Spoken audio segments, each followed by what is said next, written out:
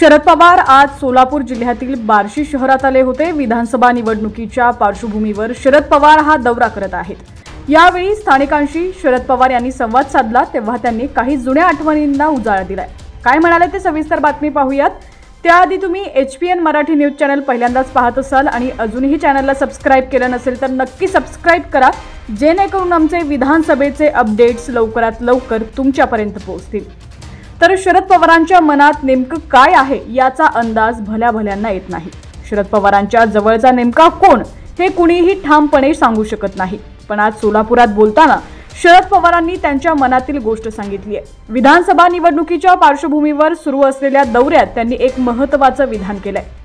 288 पैकी जवळच्या आमदारांचं नाव सांगताना शरद पवार यांनी त्यांच्या जुन्या सहकार्याचं नाव घेतलं। पक्ष मेळावा व खासदारांच्या सत्कार कार्यक्रमाला शरद पवार हजर होते, तेव्हा शरद पवारांनी विविध मुद्द्यांवरती भाष्य केलं। जुन्या सहकाऱ्यांना भेटण्यासाठी मी आलोय। विधानसभेत माझ्यासोबत दिलीप सोपल यांनी काम केलंय। 288 आमदार असतात, त्यातील बहुसंख्य आमदारांपैकी दिलीप सोपल हे जवळचे आमदार आहेत। बार्शी आणि सोलापूरचं नाव दिलीप सोपल यांनी केलं।